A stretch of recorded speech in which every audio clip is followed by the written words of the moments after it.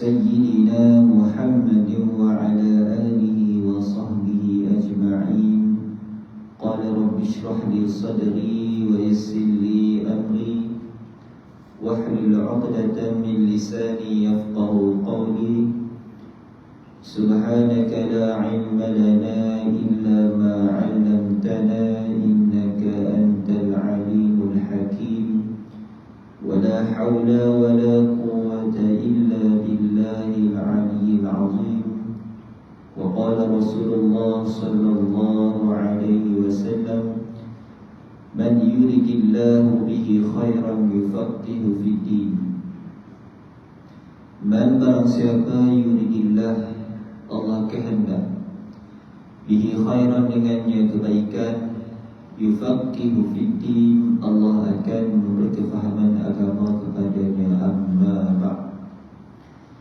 Alhamdulillah, bersyukur kepada Allah Subhanahu wa taala, pada malam ini kita masih lagi diberi ruang dan peluang untuk sama-sama kita menunaikan solat Fardhu Maghrib secara berjemaah, dan seterusnya dapat sama-sama lagi kita berada di dalam majlis ilmu.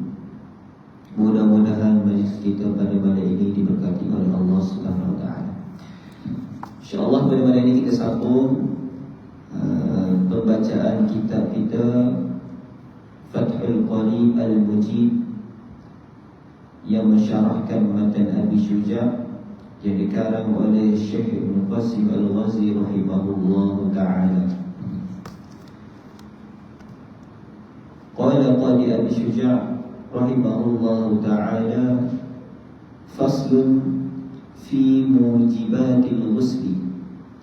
والذي يوجب الغسل 6 أشياء. 3 أشياء تشترك فيها الرجال والنساء، وهي التقاء الختانين وإنزال المني والموت.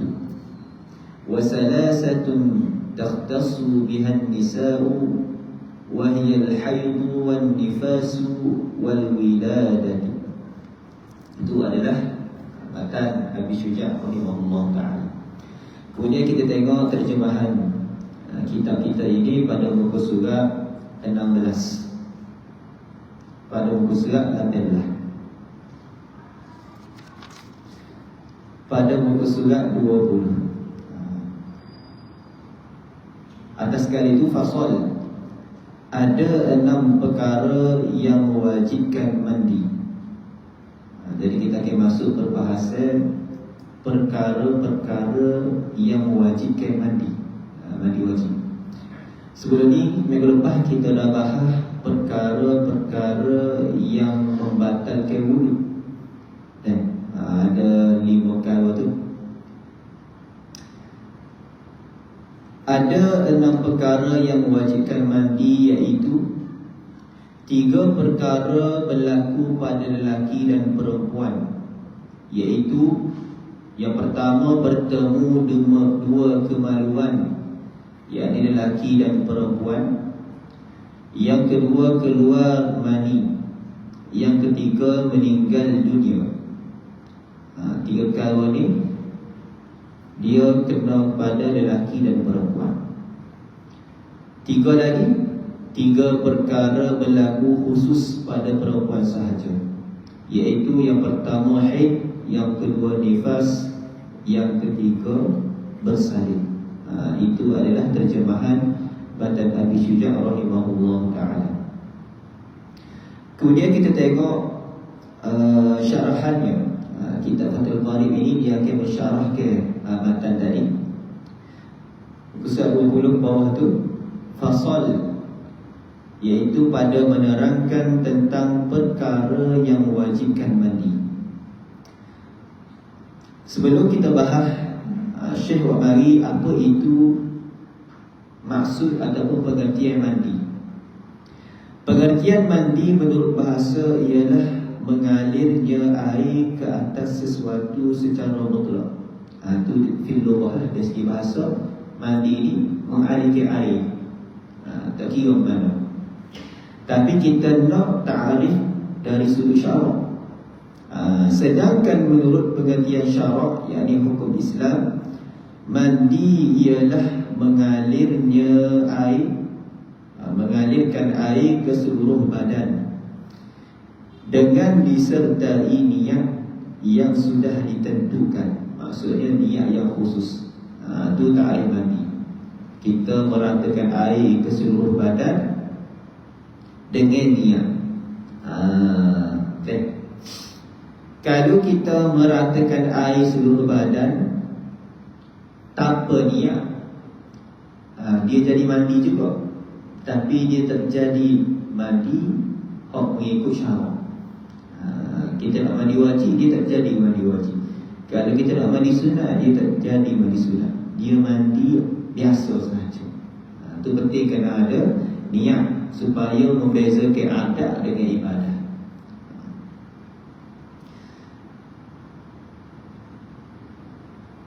Adapun sesuatu yang mewajibkan mandi itu 6 perkara.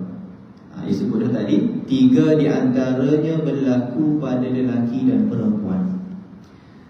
Jadi 3 perkara ni boleh kena pada lelaki dan boleh kena kepada perempuan. Wajib mandi kepada lelaki dan wajib mandi kepada perempuan.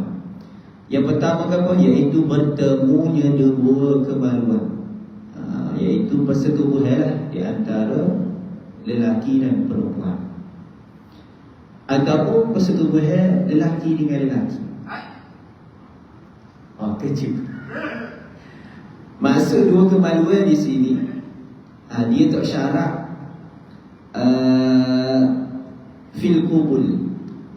Dia termasuk juga dengan tubuh. Sebab kemaluan ni umum, sama ada depan atau belakang, maka dia mewajibkan mandi.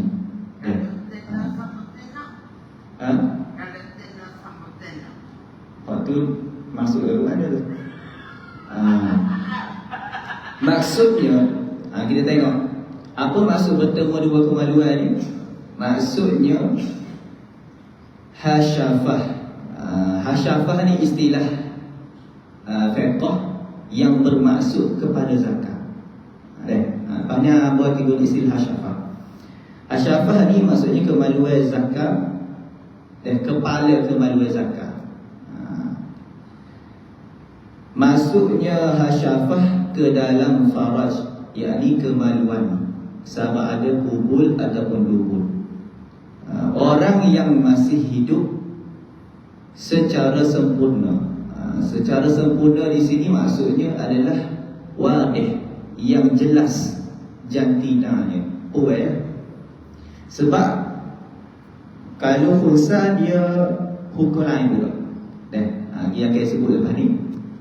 Jadi kalau betul-betul ada jantina, lelaki atau perempuan, bila bertemu masuknya 2 kemaluan, maka kedua-duanya wajib mandi.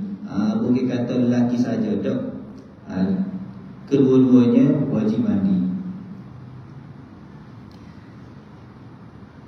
Atau kepala, ni dia tersilap terjemahan. Boleh betul, yakni kalau dalam kitab asal ni dia akan sebut ghayyaba. Ghayyaba ni maksudnya masuk ataupun tenggelam. Yang masuk ataupun yang menenggelamkan kepala penisnya, maknanya hasyafah, kepala zakat, atau sekadar yang dikirakan masuk. Ni untuk masalah kalau zakat tu dia tak ada hasyafah, maka ada adam yang memasukkan hujung zakarnya, yakni hasyafah, ke dalam kemaluan perempuan, wajib mandi baginya. Untuk masalah persetubuhan ni, hak wajib mandi ni qadaman ulama fiqh bahah dalam mazhab Syafi'i, iaitu kita tengok hasyafah. Buat contoh mat ni dah. Kita buat contoh. Contoh ni zakat. Dan ghali adalah hasyafah. Jadi syarat mewajibkan mandi ni kena tenggelam keseluruhan hasyafah. Kalau masuk separuh je tak wajib mandi. Dia kena tenggelam keseluruhan hasyafah. Ataupun kadar ni kalau orang tu misalnya dia tak ada hasyafah, dia ada batas saja, hasyafah tak ada, lepas tu lagu mana? Maka dia kena takdir, kita kena kadarkan. Kebiasaannya hasyafah panjang ni, maka kalau masuk panjang ni maka wajib mandi. Tu murad dia. Baik, sambung. Adapun mayat yang dimasuki kemaluannya, maka tidak perlu mengulangi mandi lagi. Jenazah kita sebut dah sebelum ni, bila dia telah meninggal, dia tak ada dah taklif, tak ada dah hukum ke atas dia. Jadi kalau mayat tu, contohlah, ada berlaku orang rogo mayat, ada jadi kalau mayat dirogo, maka dia terjadi wajib lah untuk dia mandi. Ataupun contoh jenazah tu sudah dimandikan, kemudian dirogo, tapi kalau ikutkan kena mandi wajib, tapi tak apa kerana sudah meninggal dunia. Jadi orang rogo tu dia sahaja yang wajib mandi, sebab dia masih lagi hidup. Adapun khunsa, dia tulis apa ni? Al-khunta, maksudnya khunsa. Khunsa ni apa? Iaitu manusia yang ada memiliki dua kemaluan, yang mana dua kemaluan itu jadi musyrik. Kalau satu je berfungsi, dia kira hak tu. Kalau dia berat kepada lelaki, maka dia lelaki. Kalau dia berat kepada perempuan, dia jadi perempuan. Jadi masalah musyrik. Dua-dua hidup ke ataupun dua-dua tak hidup, jadi musyrik. Nak hukum orang mana? Jadi lagu mana hukum khunsa musyrik ni? Khunsa musyrik ni dia tak boleh nikah. Sebab syarat nikah ni mesti lelaki dan perempuan. Jadi lelaki nak nikah dengan khunsa tak boleh, tidak sah. Dia tidak layak untuk menikah, dan tidak layak untuk dinikahi. Baik, adapun khunsa musyrik tidak wajib mandi jika memasukkan hujung zakarnya, hasyafahnya, dan demikian juga tidak wajib mandi juga dimasuki kubulnya.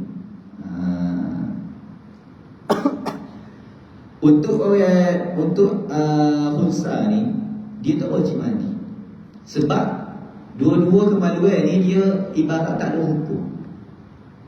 Dan bila berlaku persetubuhan, dia tidak wajib mandi. Habis itu, yang kedua, keluarnya air mani. Perkara kedua yang mewajibkan mandi, iaitu keluarnya air mani. Hak pertama tadi bersetubuh, dan walaupun tak keluar air mani, tetap mandi wajib, semata-mata masuk. Tapi hak kedua ni, dia tengok keluar air mani. Jadi dua benda yang berbeza. Keluarnya air mani daripada seseorang tanpa masuknya hasyafah. Ini keluar air mani saja, tanpa berlaku persetubuhan. Jadi semata-mata keluar air mani pun mewajibkan mandi. Meskipun walaupun air mani tersebut hanya sedikit, keluar sikit je, tubik sikit je, tetap juga mandi. Seperti satu titik sahaja, dan meskipun berupa darah. Air mani itu bercampur darah ataupun berwarna seperti darah, tetap juga mandi wajib. Tapi kalau darah saja atau mandi wajib, dia membatalkan wuduk saja.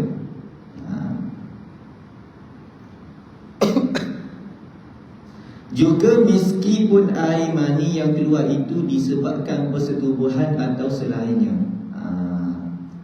tak kira lah melalui persetubuhan ataupun bukan persetubuhan, keluar air mani, wajib mandi. Sama ada dalam keadaan jaga, yakni khabar ataupun tidur, dan tak kira, dengan disertai syahwat ataupun tanpa syahwat, tak kira dah. Sedar atau tak sedar, ada syahwat atau tak ada syahwat, bila tubuh air mani maka wajib mandi. Air mani tersebut keluar dari jalannya yang dibiasakan. Maksudnya keluar jalan biasa ataupun dari jalan yang lain, dia tak kira juga. Jalan biasa ni seperti mana keluar di hasyafah je lah.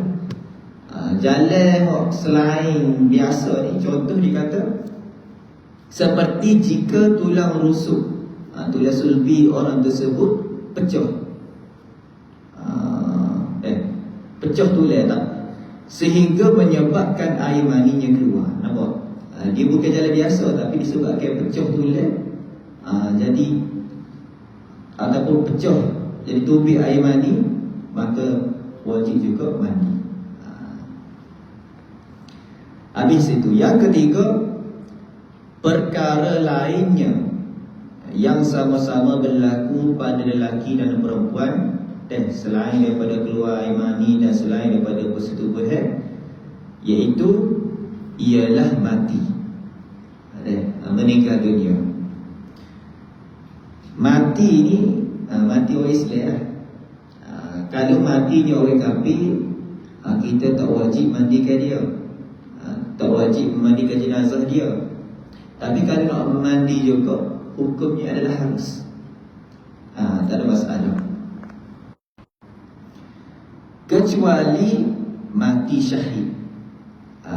Mati syahid ni kita tak wajib mandikan orang yang mati syahid. Kalau mandi juga jadi haram, berdosa. Apa? Sebab mati syahid ni dia khusus. Dan orang mati syahid ni dia dijamin masuk syurga. Jadi dia tidak berhajat kepada solat. Antara hikmah dia, kita semaya jenazah ni supaya kita mendoakan jenazah tu. Orang yang mati syahid ni, kita tak boleh minta ampun. Itulah antara hikmahnya, kita tak semayakan orang yang mati syahid. Dan mati syahid di sini iaitu mati syahid dunia dan akhirat. Sebab mati syahid ni banyak istilah. Ulama membahagikan kepada 3 orang mati syahid ni. Yang pertama, mati syahid dunia saja. Yang kedua, mati syahid akhirat. Yang ketiga, mati syahid dunia dan akhirat. Mati syahid dunia, ni contoh dia pergi perang lawan musuh Islam, lawan orang kafir. Tapi niat dia bukan fisabilillah, bukan kerana Allah. Dia niat kerana nak riak, contoh, nak naik nama dia, dan kerana dunia. Maka kalau dia mati, dia tidak dikira mati syahid akhirat, dia kira mati syahid dunia sahaja. Tapi hak ni kita tak boleh tahu, hanya Allah sahaja yang tahu. Kita anggap dia mati syahid dunia akhirat, hanya Allah sahaja yang tahu. Lepas tu lagu ada pengurusan jenazah dia, kalau ikut hukum orang gini ni, dia kena super biasa, kena buat 4 kali je lah. Mandi, kafan, solat, tanah. Tapi kita ni tak tahu. Kita husnuzon. Kita husnuzon orang yang mati dalam peperangan ni semuanya adalah mati syahid di akhirat. Maka kita akan tidak memandikan dia, tidak solat jenazah dia dan tidak memandikan dia. Itu khusus untuk mati syahid. Yang kedua, mati syahid akhirat. Mati syahid akhirat ni banyaklah. Antaranya mati lemah, mati untuk bangunan, mati selepas melahirkan anak. Itu adalah contoh-contoh mati syahid akhirat. Mati syahid akhirat, kita kena uruh dia seperti biasa juga. Kena buat 4 perkara tu. Wajib mandi dan wajib sembahyang jenazah. Yang ketiga, mati syahid dunia akhirat. Ni lah maksud dia. Jadi bila disebut mati syahid, naknya adalah syahid dunia dan akhirat. Apa? Iaitu orang yang meninggal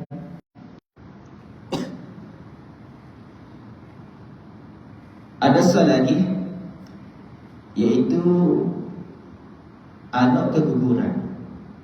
Anak yang mati tak cukup 6 bulan lagi. Sebab segera mengandung hamil ni 6 bulan. Kalau tak cukup lagi 6 bulan kemudian gugur, maka tidak wajib mandi dan tidak wajib dikafankan. Tapi sunat bukuh dan tanam. Tapi kalau dia gugur lebih 6 bulan, cukup sifat ke apa, dia wajib dikafankan dan dimandikan.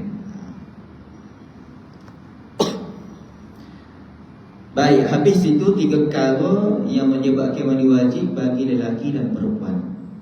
3 lagi, adapun 3 perkara lainnya khusus berlaku pada perempuan sahaja. Iaitu yang pertama, keluarnya darah haid, yakni darah yang keluar daripada seseorang perempuan yang telah berumur 9 tahun. Syarat dihukumkan haid ini orang tino kalau dia keluar darah bermula umur 9 tahun. Kurang 9 tahun kita masih lagi tidak dihukumkan sebagai haid. Jadi orang perempuan ni dia wajib mandi disebabkan haid. Bila nak mandi tu? Bila haid dia putus. Bila haid dia berhenti, maka dia wajib mandi. Yang kedua, keluarnya darah nifas. Darah nifas ni darah apa? Yakni darah yang keluar daripada perempuan selepas keluarnya anak. Kena betul situ dia tulis bersama, tapi hak tepatnya adalah selepas, aqibah, selepas. Maka keluarnya darah persalinan selepas persalinan itu menyebabkan wajib mandi secara pasti. Maknanya secara qat'an, tanpa khilaf. Yang ketiga, wiladah. Dalam bahasa Arab kita panggil wiladah. Wiladah ni bukan darah, tapi kelahiran anak, bersalin. Bersalin yang disertai dengan sesuatu yang basah. Maknanya beranak tu dalam keadaan tubik bayi basah lah, sekali dengan darah. Maka dipastikan, maksudnya secara pasti, tanpa khilaf, wajib dia mandi. Adapun bersalin yang tidak disertai keluarnya sesuatu yang basah, contoh bersalin kering, maka tetap juga mandi wajib. Demikian menurut pendapat yang lebih sahih. Sama je, beranak kering ke, beranak basah ke, tetap wajib mandi. Bapa dia asing lagu tu? Sebab ada khilaf. Sebab ada sebahagian ulama kata kalau beranak kering tak rasa ni tak wajib mandi.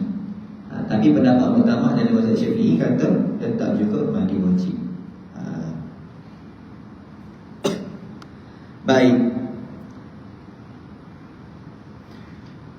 Untuk bersalin ni, kadang orang main tanya, kalau bersalin apa ni, bedah scissor kan, bedah perut tu, wajib juga kau mandi. Lepas tu dikira nifas juga kau darah dia selepas itu? Jawapan dia, iya, sama sahaja kan. Sama ada beranak secara biasa ataupun perbedahan, keluar darah selepas itu, darah nifas, dan dia dikira wiladah juga, kedua-duanya mewajibkan mandi. Untuk masalah beranak ni, contoh orang beranak, maka dia wajib mandi wajib. Tapi kebiasaannya tak boleh nak mandi wajib. Sebab apa? Sebab kebiasaannya selepas beranak dia akan keluar darah nifas.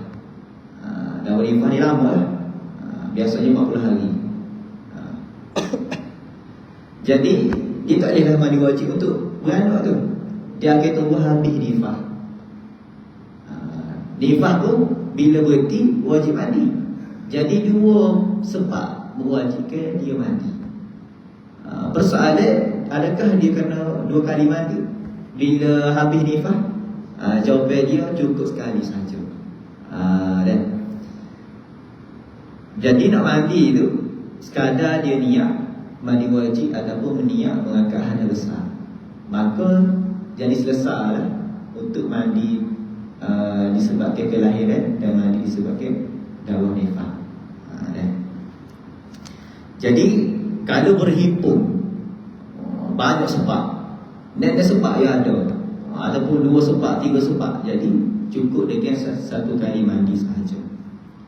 Habis itu perbahasan sebab-sebab perkara yang mewajibkan mandi, insya-Allah kita akan sambung pada minggu depan, iaitu rukun mandi wajib pula. Sebelum tu hamba nak tambah sikit lagi perbahasan di dalam kitab Taqirat Sadidah ni, iaitu kadang-kadang timbul juga persoalan berkaitan dengan air mani ni, iaitu contoh air mani ni dia masih lagi berbaki. Dia keluar air mani, kemudian dia mandi. Sudah mandi tu tiba-tiba tubik pula baki air mani dia. Adakah dia kena mandi pula? Dalam mazhab Syafi'i, hukumnya adalah wajib dia mandi sekali lagi. Dan sebab tubik pula, bila tubik pula dia kena mandi sekali lagi. Itu dalam mazhab kita. Dan satu lagi masalah, ni untuk isteri lah, ada dibahaskan dalam kitab fiqh. Kalau suami isteri bersama, kemudian selepas isteri itu mandi, tubik pula, tubik air mani. Jadi syarat mandi wajib ni, dia mesti keluar air mani sendiri. Kalau air mani tu air mani tok lelaki, maka tak wajib mandi. Lagu mana kita nak pastikan air mani itu hak lelaki ataupun hak dia sendiri? Ulama kata kiraan dia lagu ni, kalau semasa bersama tu isteri bersyahwat, dan maka boleh jadi air mani itu bercampur lelaki dengan perempuan. Bila bercampur wajib mandi, sebab ada ihtimal kemungkinan buat dia juga. Tapi kalau puan tu tak ada syahwat semasa dia bersama tu, jadi nyata itu air mani lelaki sahaja, maka tak wajib dia mandi. Itu masalah air mani yang berbaki. Dan lagi ada satu lagi masalah, iaitu masalah syak. Dia syak. Iza syakka hal kharij maniyun am mazyun famal hukmu. Keluar cecair di kemaluan dia tu, lepas tu dia ragu-ragu, syak, ni air mani ke air mazi. Sebab dari segi hukum air mani ni, dia suci dan dia mewajibkan mandi. Air mazi ni dia najis dan dia tidak mewajibkan mandi, tapi dia membatalkan wudu. Beza. Jadi kita nak fikir mana? Dia tak boleh nak beza. Dia keliru. Jadi kalau berlaku syak ni, Syekh kata dia tak khayyar, dia kena pilih. Dia kena pilih. Ikut nak pilih mana so.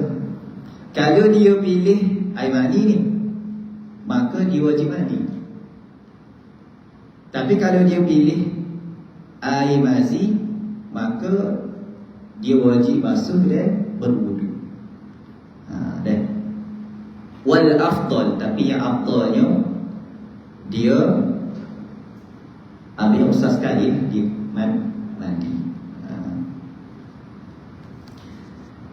Dan satu lagi masalah, contoh berlaku syak juga. Banyak masalah syak. Contoh dia tidur, tak mimpi ke apa. Lepas tu bangun-bangun, tengok di cadar ada air mani. Kalau memang dia seorang yang tidur atas katil tu, memang dia lah. Tak ada kemungkinan orang lain. Tapi contoh tidur ramai-ramai, lepas tu dekat cadar tu ada air mani, tak tahu siapa, tak mengaku belakang. Jadi boleh jadi orang dia, boleh jadi orang lain. Bila ada kemungkinan lagu tu, dia tak wajib mandi. Tak wajib mandi, tapi sunat dia mandi. Sebab tak nyata. Barang wajib ni dia mesti nyata. Jadi sekadar tu berkongsi pada malam ni, mudah-mudahan bermanfaat kepada semua. Subhanallah wa bihamdika, asyhadu an la ilaha illa anta, astaghfiruka wa atubu ilaik. Wa sallallahu ala sayyidina Muhammad wa ala alihi wasallam. Assalamualaikum warahmatullahi wabarakatuh.